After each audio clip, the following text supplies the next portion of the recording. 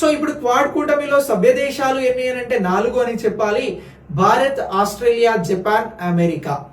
So ఈ 4 దేశాలకి సంబంధించి ప్రధాన నేతల సమావేశం ఈ 2025 భారత్ లో జరగబోతా ఉంది.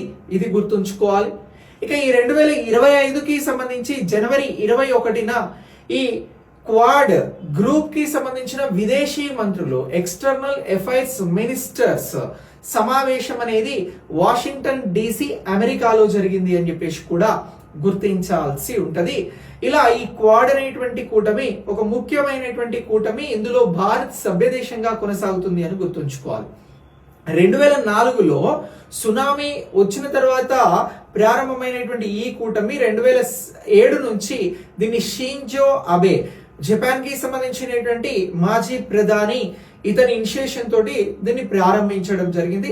2021 నుంచి ఈ క్వాడ్ కూటమికి సంబంధించిన సమావేశాలు జరుగుతా ఉన్నాయి. 2021లో వర్చువల్ విధానంలో ఈ కూటమి సమావేశం అనేది జరిగినది. ఇక నెక్స్ట్ ఈ 2025 సమావేశం భారత్ లో జరుగుతా ఉంది. 2024 సమావేశం అమెరికాలో జరిగింది అనేటువంటి అంశాన్ని కూడా మనం ఇక్కడ గుర్తించాల్సి ఉంటది. అయితే క్వాడ్ కి సంబంధించి ఈ ఇండియన్ ఓషన్, పసిఫిక్ ఓషన్స్ కి సంబంధించి మరికొన్ని దేశాలను క్వాడ్ ప్లస్ గా పిలుస్తా ఉన్నారు. ఆ దేశాలు ఏమిటి అని అంటే 3 దేశాల పేర్లను గుర్తుంచుకోవాలి. క్వాడ్ ప్లస్ లో ఎవరు కొనసాగుతా ఉన్నారు అని అంటే సౌత్ కొరియా, దక్షిణ కొరియా కొనసాగుతా ఉంది. న్యూజిలాండ్ కూడా ఉంది. దీనితో పాటు వియత్నాం అనేటువంటి దేశాలు క్వాడ్ ప్లస్ గా పిలుస్తా ఉన్నాం.